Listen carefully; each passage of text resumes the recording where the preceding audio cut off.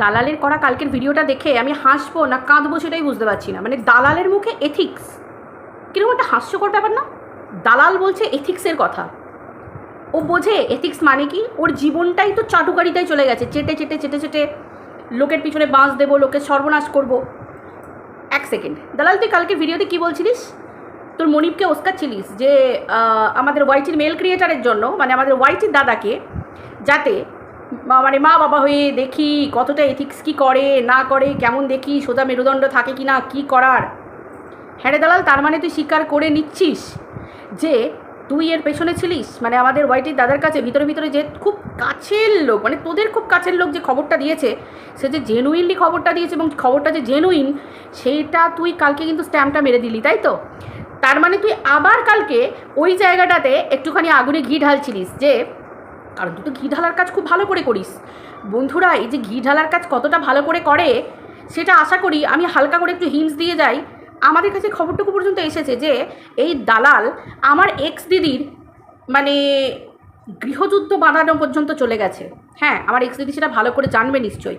হয়তো ঘটনাটা 1-1.5 মাস হয়েছে বলে আমার অন্তত মনে হয় না, 1-1.5 মাসের মধ্যেই হয়তো হবে, 1-2 মাস, তাই তো? আমার এক্স দিদি নিশ্চয়ই খুব ভালো করে জানবে।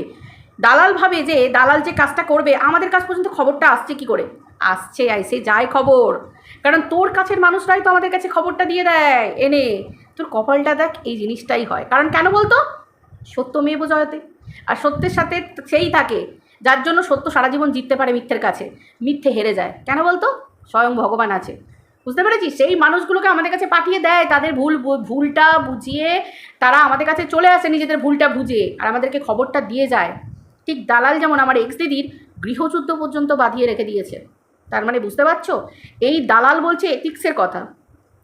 কালকে তুই বলছিস যে মা বাবারা যারা যারা আছো তারা সচেতন হও, মানে যাতে আমাদের ওয়াইটির দাদার পেছনে আরও সবাই লাগতে পারে, তাই বুঝি? হ্যাঁ রে, তুই তো একদম এক্সট্রিম লেভেলে ডাইনি রাক্ষসীর মতো কাজ করে ফেলেছিস। কারণ আমাদের যাদের সন্তান আছে আমরা এইটুকুই জানি যে আমাদের সন্তানের দিকে যারা চোখ দেবে, মানে সাধারণত কোনো মানুষ তো মানুষ রূপ, মানে মানুষের রূপ নিয়ে কোনো মানুষ তো অন্তত কোনো বাচ্চার মৃত্যু কামনা করে না। কোনো বাচ্চা শেষ হয়ে যাবার, মায়ের কোল উজাড় হয়ে যাবার মতো কোনো কথাবার্তা বলে না। তাহলে কারা করে? আমরা সাধারণত গল্পে শুনেছি ডাইনি রাক্ষসী, মানে ছোটোবেলা থেকে শুনে এসেছি, আমরাও আবার বাচ্চাদেরকে সেই গল্প শোনাই। তাহলে সেই ধরনের কথা অনুযায়ী এই যে ডাইনি রাক্ষসী, তুই তো সেই কাজটাও করে ফেলেছিস। আর এদিকে পাবলিকের কাছে আশা করিস তোকে পাবলিক সিম্প্যাথি দেখাবে, যে তোর নেই বলে, তোর তো নেই, তুই তো তার মর্ম ভালো বোঝার কথা, কিন্তু সেইটার দিকেও দেখ। মানে বুঝতে পারছিস, একটা নারীর নাকি প্রথম জায়গা হচ্ছে মাতৃত্ব, প্রথম। না, আমি এটা বলছি না যে একটা নারী মা হতে পারলেই যে তার সব, মানে তার জীবন ইয়ে হয়ে গেল, না। কিন্তু তারপরেও নারী মা হতে চায় কেন? নারী সেটাকে আশীর্বাদ স্বরূপ ধরে রাখে। যতই নারীর বিয়ে হয়ে যাক, একটা মেয়ের বিয়ে হয়ে যাক না কেন, শুধু স্বামী থাকলেই যে সে তার জীবনকে পরিপূর্ণ মনে করে তা না। যখন তার কোলে একটা সন্তান আসে, বংশ বিস্তার হয়, যখন সে তার সন্তানকে লালন পালন করে, তখন সেটাকে সে আশীর্বাদ স্বরূপ ধরে নেয় যে এটাই আমার জীবন ধন্য হয়ে গেল, তাই তো? কিন্তু এই দালালের ক্ষেত্রে আমরা দেখেছি, দালালের অপোজিট যারা, তারা কিন্তু দালালকে হিন্টস দিয়েছে। তারা নাকি দালালকে প্রচুর বলেছে। ভাই, মানে যারা দিন রাত কান্নাকাটি করে, যেসব মায়েরা, তাদেরকে দেখো ঠাকুরের দাঁড়ে দাঁড়ে পড়ে আছে, তারা ঠাকুরের কাছে মানত করে পুজো অর্চনা, মানে কিচ্ছু বাদ দিচ্ছে না। মানে যেটা বিশ্বাসযোগ্য নয়, ঠাকুর ভগবান এসবের বাইরে গিয়েও সেই কাজও করছে। কি না, শুধু একটা সন্তান লাভের আশায় আমি একটু মা ডাক শুনতে পারবো, এই না যে তুমি তোমার বংশের মুখ বৃদ্ধি করবে, না, মা ডাক একটা আলাদা জিনিস শুনতে পাওয়াটা, সেটার জন্য চেষ্টা করছে।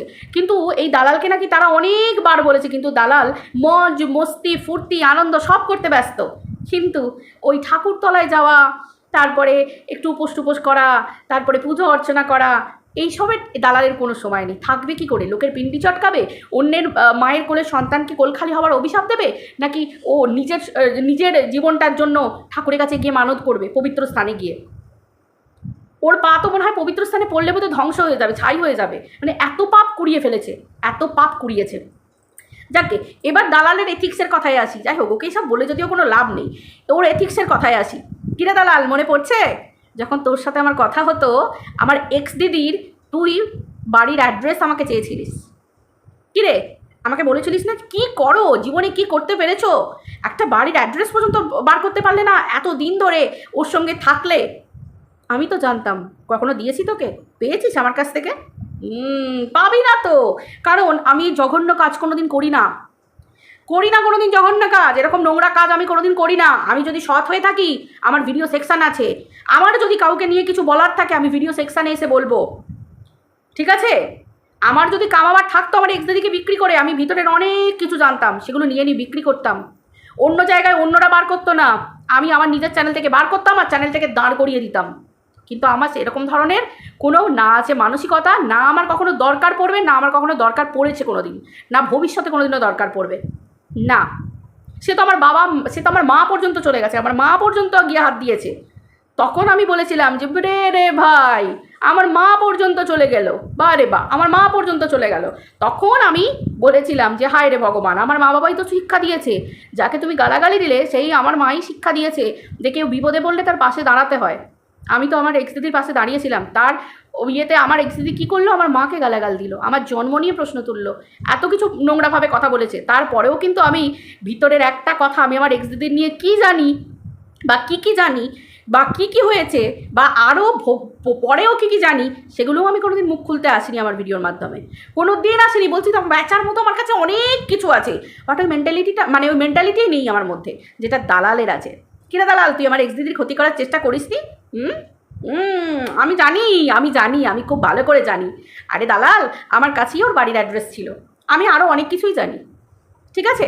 আমি আরও অনেক কিছুই জানি, কিন্তু না, আমি কারোর ক্ষতি করবো না। এখানে ওয়াইটিতে ভিডিও করতে এসেছে সবাই, এখানে আমি কাউকে দৌড়ানো করানো, ছোটানো করানো, এই করানোতে না না না না না, আমি অন্তত এই সব দিকে কিছু নই, আমি দিইনি, ঠিক আছে? আমি কিন্তু দিইনি।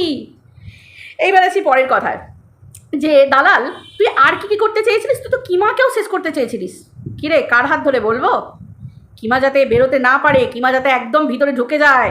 কিমার ভিউজ নিয়ে তুই খুব লজ্জা পেতিস না? কিমাদের ভিউজ নিয়ে খুব তো ইয়ে ছি ছি ছি ছি ছি, আমি এত সুন্দর ভিডিও করি, জীবনে কোনোদিন এরকম ভিডিও মানে আমার কখনো সাবস্ক্রাইবার বাড়ে না এত চচ্চর করে, আমার কখনো এত ভিউজ হয় না। ও নোংরা গালমন্দ দেয় বসে বসে, পাবলিক ওকে কী দেখে, এত ভিউজ, ফ্রাস্ট্রেটেড হয়ে যেতিস তাই না কিমাদির ভিউজ দেখে?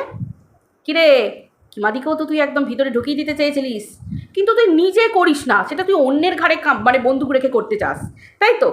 দেখ ভগবানের কীরকম, দেখ তুই তো ওয়াইটির দাদাকেও শুনতে পাচ্ছি তাই করে, সরি মানে তুই তাই করতে চেয়েছিলিস। ওই যে বললাম ওপরে একজন বসে আছে, সে তো দেখছে, হবে সেটাই যেটা তিনি লিখে রেখে দিয়েছেন। দেখ না, তোর সাথেও সেগুলো ঘটছে যেগুলো তিনি লিখে রেখে দিয়েছেন, তোর সাথে ঘটেই যাচ্ছে। এই নাকি তোর এথিক্স? হ্যাঁ, অথচ তুই আমার এক্স দিদির সাথে ফোনে কথা বলতিস, গল্প করতিস, অথচ সে কোনো দিন বুঝতে পারতো কি যে তার পিছনে এই দালাল কি এথিক্স নিয়ে কাজে লাগিয়েছে? প্রত্যেকের দাঁড়ে ঘুরেছে। কার সাথে যোগাযোগ করেছিলিস আমার এক্স দিদির পিছনে বাঁশ দেওয়ার জন্য? কিরে, কার সাথে হাত মিলিয়েছিলিস? বলবো নাকি? না থাক। ওই যে বললাম ভিতরের খবর আমি খুব একটা বিক্রি করি না। যারা বলার যেখান থেকে আসার তোমরা সব জেনে যাবে, আর এক্স দিদি সব জেনে যাবে, তুমিও সব জেনে যাবে এই দালাল কতটা ভয়ঙ্কর, কতটা ভয়ানক, ঠিক আছে? তোকে দালাল আমার খুব ভালো করে জানা হয়ে গেছে। আসলে কি বলতো দালাল, তোর কাছে সবাই না জেনে গেছিলো। আমি বারবার একটা কথা বলি, তুই ভয়ঙ্কর, তুই বিষধর। আমি জেনে গেছিলাম, অ্যান্টিভেনাম পকেটে নিয়ে ঘুরতাম। তুই ছোবলটা মারবি, সঙ্গে সঙ্গে অ্যান্টিভেনামটা আমি নিজের শরীরে নিজে পুশ করে দেবো, বুঝতে পেরেছিস? আমি নিয়ে ঘুরতাম, যার জন্য তুই আমার একটা চুল ছিঁড়েও দেখাতে পারিসনি, বুঝতে পেরেছিস? বোঝ তাহলে। সবাই তোকে থুতু মারে, সবাই তোকে থুতু দেয়। আমার মতো একটা ছোট্ট ক্রিয়েটার যার চ্যানেলের কোনো ভিটি নেই, সেরকম আমাকেও তোকে ফোন করে আমার ফোন নাম্বার জোগাড় করে আমারও হাত ধরতে হয়েছিল। তার মানে তোর দুর্দশাগুলো ভাবতে পারছিস? আমি নিজেকে নগণ্য মনে করি ভাই, আমি নগণ্য, আমি বিরাট কিচ্ছু নই। তো তাহলে সেই জায়গায় তাহলে বুঝতে পারছিস? তারপর আর কি করেছিলিস? ইপু দিদির বেলাটা বলবো নাকি? ইপু দিদির বেলাটা না থাকি, ইপু দিদির বেলায় কী করেছিস না করেছিস সেইগুলো না হয় আমাদের ওয়াইটির দাদা বলবে, কারণ ওই ব্যাপারটার সাথে তো ওয়াইটির দাদা জড়িত। কিরে, কত দূর পর্যন্ত গেছিলিস? কার কাছ থেকে কার অ্যাড্রেস জোগাড় করার জন্য বলেছিলিস? কার ক্ষতি করতে চেয়েছিলিস? কি করতে চেয়েছিলিস? একটুখানি বলবো নাকি? থাক, যে বলার সে বলে দেবে। তুই আর এথিক্সের কথা বলিস না। তুই যাদের সাথে যোগাযোগ করেছিস, বন্ধুত্ব রেখেছিস, তাদের ক্ষতি করার চেষ্টা করেছিস। আর এই মনিব রইল পড়ে, মনিবকে নিয়ে আমি যখন ভিডিও করছি আমাকে বলে কি না, আমার হাসি পায় এখনও দিনগুলো মনে পড়লে। আমাকে বলছে তুমি ভিডিওগুলো খুব সুন্দর করছো, দারুণ করছো। শুধু এই দালাল বলেছে, দালালের ঘরের লোক পর্যন্ত বলেছে, wow Mili, you are rock, দারুণ দিচ্ছ, ফাটিয়ে দিচ্ছ। কেন হবে না? মিলি তো বরাবর ভিডিও টু ভিডিও করে, আর মিলি লজিক নিয়ে ভিডিও করে। মিলি লজিক নিয়ে ভিডিও করে, আমি লজিক দিয়েই ভিডিও করছিলাম, যার জন্য আমি কখনো তোকে বারে তুলিনি। আমাকে কমিউনিটি দিতে গেলে তোকে 5 বার ভাবতে হতো, কারণ তোর পুরনো কথাগুলো আমি বারবার আমার ভিডিওতে মনে করিয়ে দিতাম যে তোর পুরনো যে কার্তুত সেগুলোর সাথে আমি একদম সমর্থন করি না। এমনকি মনিবকে নিয়ে তুই যে কাজগুলো করেছিস সেগুলো তো আমি সমর্থন করি না। তুই আমাকে কমিউনিটি দিতে পর্যন্ত পারতিস না, তুই আমাকে এইটা পর্যন্ত বলতিস যে মিলি তোমার ভিডিওগুলো কমিউনিটি পর্যন্ত আমি দিতে পারি না, তুমি প্রত্যেক ভিডিওতেই কি আমাকে ঠুকতে হবে? এখন আমি বলি হ্যাঁ, আমি আমার এথিক্স নিয়ে চলবো, আমার তো কমিউনিটির প্রয়োজন নেই। প্রয়োজন ছিল? প্রয়োজন নেই। যদি আমার তোর কমিউনিটির প্রয়োজন থাকতো, তুই যে আমাকে নিয়ে বলেছিলিস একবার যে আমি কমিউনিটির জন্য তোর কাছে গেছিলাম, যদি আমার মেন চ্যানেলের কমিউনিটির প্রয়োজন থাকতো, মানুষ তো মেন চ্যানেল যেটাতে মেন চ্যানেলে যেটাতে টাকা পাই আমি, আমার যেটা আর্নিং হয় যেটাতে, তো সেইখানটাতে কি তো আমি আগে গ্রো করার চেষ্টা করবো? হ্যাঁ, নাকি আবার অন্য কোনো চ্যানেল বলবো যে ভূতের চ্যানেল? ভাই কন্ট্রোভার্সি চ্যানেলে, ভূতের চ্যানেল কমিউনিটিতে কেউ ভাই ভূতের গল্প শুনতে আসবে? এখানে লোকে কন্ট্রোভার্সি শোনে, সমালোচনা শোনে, এখানে কেউ ভূতের গল্প শুনতে আসেনি। হাস্যকর ছিল, মানে তুই আমার বিছানো জালে তুই পা দিয়ে ফেলেছিলিস, তোর অনেক কিছু আমিও জানি, কিন্তু আমি পারলে বিক্রি করতে পারি, কিন্তু আমি সেগুলো তোকে বিক্রি করে খাওয়ার আমার রুচি নেবি। তোকে কি বিক্রি করবো? তুই তো নিজেকে বিক্রি করে বসে আছিস ভাই। আমি যদি তোকে বিক্রি করি আমার আবার পাপ লেগে যাবে, ওই পাপের বোঝা আমি পাপের বোঝা নিয়ে চলতে পারবো না, বুঝতে পেরেছিস? ওগুলো তো তুই অভ্যস্ত, পাবলিকের ক্ষতি করা, এই করা ওই করা, বুঝতে পেরেছিস? ওগুলো তো তুই অভ্যস্ত। তুই আবার এথিক্সের কথা বলছিস, মানে যে মনিবের পুরো পরিবার থেকে শুরু করে গোটা মনিবকে ভরা বাজারে বিবস্ত্র করে দিয়ে, ঘরের ছোট থেকে বড় থেকে সবাইকে একদম পুরো মার্কেটে বসিয়ে দিয়েছিস, সে আবার বড় বড় কথা বলছিস, তুই আবার বড় বড় কথা বলছিস। হ্যাঁ, তোর দশা হাল দেখতে পাচ্ছিস এখন? তোর দশাটা ঠিক এইরকম, এটা ভগবান লিখে রেখে দিয়েছে রে। তোকে যারা বলে না যে তুই ভীষণ বোকা, তোকে ইউজ করেছে, তুই নিজেকে ইউজ হতে দিয়ে, তুই নিজে ভীষণ ভালো বড় মনের মানুষ, তোকে ব্যবহার করেছে, তারা বোকা। তাদের মতো বোকা পৃথিবীতে নেই। জানি না তোকে কেন ওয়াইলিং করে, তোকে কেন বাচারিং করে, আই ডোন্ট নো, হয়তো তাদের ভিউয়ার্সরা খায়, কিন্তু আমি বারবার বলবো আমার ভাই ভিডিও ভিউজ আসুক আর না আসুক, তুই যে কি জিনিস, আমি যে কটা দিন তোর সাথে থেকেছি আমি জানি তুই যে কি জিনিস। তুই চোখের জলটাকে পর্যন্ত ব্যবহার করেছিস, আমার কাছে এটা পর্যন্ত প্রমাণ আছে, যে প্রমাণ আমি দিলে না লোকে হাসবে।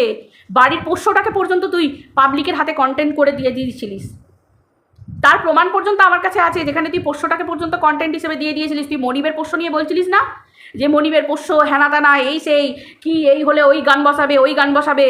তার আগে হচ্ছে সবথেকে বড় কথা হচ্ছে যে তুই তোর পোষ্যটাকে লোকের কাছে বলিস সন্তান, তোর মনিবের তো কোল আলো করে সন্তান আছে, তারপরে সে পোষ্য, তারপরেও সে যা করেছে মানে জানি ভগবান তাকে তার সাজা দেবে। তার যে ভেবে রাখা, মানে একটা পোষ্য ভাই কন্টেন্ট, এটা ভাই মানুষ না, এটা মানে নরকের কীট বললেও বোধহয় ভুল হবে, অনেক কম বলা হবে। তাহলে সেই জায়গায় এর তো নেই, এর তো ফাঁকা জায়গা, তারপরেও সে যে পোষ্যটাকে ভাঙিয়ে কন্টেন্ট বানিয়ে খেয়েছে একটা সময়, এখনও খায়, সেই পোষ্যটাকে পর্যন্ত কন্টেন্ট হিসেবে পাবলিকের কাছে তুলে ধরে দিয়েছে। সেটা আমি শুধু খুব ভালো করে জানি, তোকে আমি তখনই বুঝে গেছিলাম তুই কি জিনিস। তুই আবার এথিক্সের কথা বলিস? হ্যাঁ, তুই আবার এথিক্সের কথা বলিস? আমি যখন তোকে বলতাম ওরা বলছে বলুক না, তোমার কোনো বলার দরকার নেই, কী দরকার তোমার ওদেরকে নিয়ে ভিডিও করার? তুই তখন বলেছিলিস ঘোড়া যদি ঘাসের সাথে বন্ধুত্ব করে ফেলে ঘোড়া খাবে কি? চোখের জল, তোর চোখের জল বলছি না, লোকে তোর চোখের জলকে মানে তোর পোষ্যর মুতের সাথে তুলনা করে। কেন করে? আমার কাছে সেই প্রমাণ পর্যন্ত আছে। কান্না আর সোশ্যাল মিডিয়ায় ক্যামেরা খুলে বসে চোখের জল ফেললি, যখন ফোনের ওপর ফোন করে গেছি তোকে, কি হয়েছে সালা, আমি তো চয় হস্যও বাকি ডট আমাকে যা পারো আমি যা বলো তাই, ভিডিও ফোনের ওপর ফোন করে যাচ্ছে কি হয়েছে না, মাঝে মাঝে ওরকম একটু আধটু দিতে হয়। মানে চোখের জলটা হচ্ছে ওর কাছে জাস্ট ইমোশনাল সুশ্রুই পাবলিকের। সেদিনই ওকে আমি বুঝে গেছিলাম ওকে জিনিস, তারপর থেকে ওকে আমি ইগনোর করা শুরু করি, যে ও কি জিনিস। সত্যি বলছি, বিশ্বাস করো, এত মানুষ একে নিয়ে ভুল বলে। কন্ট্রোভার্সি ক্রিয়েটারদের কথা ছেড়ে দাও, তাদের না হয় স্বার্থের কথা চলে আসবে। এই যে যত ব্লগার যত কেউ সবাই দেখেছো, ও শুধু নাম নেয় ইমোশান। আরে ভাই, ওর কাছে ইমোশান ওটা খায় না মাকে, ও সেটাই জানে না যে ঘরের লোক, নিজের শ্বশুর শাশুড়ি বর ছোট ছোট টুকরো সম্পর্ক বিক্রি করে দিয়েছে, যে কথায় সোশ্যাল মিডিয়া এসে ভিতরের খবর বিক্রি করে।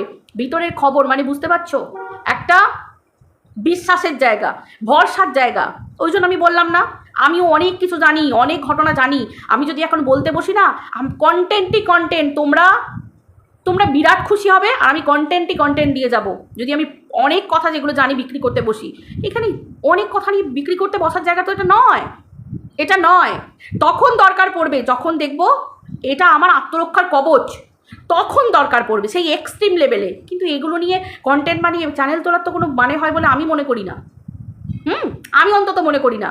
যখন গুরুজনে হাত দেবে, যখন চরিত্র নিয়ে হাত দেবে, আমার চরিত্র নিয়ে যদি কেউ বলে তখন আমি তার চরিত্র নিয়ে বলবো, আদারওয়াইজ না।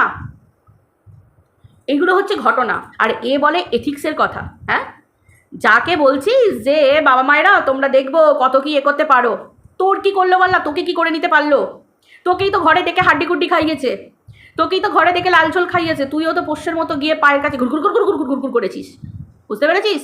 তুই বলেছিস, তুই করেছিস, তারপরেও তোকে বাড়িতে ডেকে মাংসর ঝোল খাইয়েছে, খাসির মাথা খেয়ে এসেছিস, গিলে এসেছিস, তারপর এখন মনিবের মাথা চেবাচ্ছিস।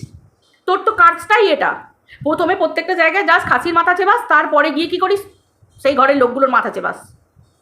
তারা এখন ভালো বুঝতে পারছে। বুঝতে পেরেছিস? তো তুই আর কাকে বলছিস? তোর সিদ্ধারা মরচে পড়া সিদ্ধারা, তোর কোনো ক্ষমতাই নেই। যাদের সাহায্য নিয়েছিস তাদেরকে তুই লাথি মেরেছিস। আর দেখ, ভগবান আজকে তোকে লাথখোর বানিয়ে দিয়েছে। ভাই, এটা তো পাও না। ঘুঁটে পড়ে গোবর হাসে, এটা জানে না যে তারও একটা দিন এই একই দিন আসবে। তোর সাথেও তাই হচ্ছে। যাই হোক বন্ধুরা, চলো ভিডিওটা এই পর্যন্ত রাখছি, আবার দেখা হচ্ছে পরের ভিডিওতে। সবাই ভালো থেকো, টাটা।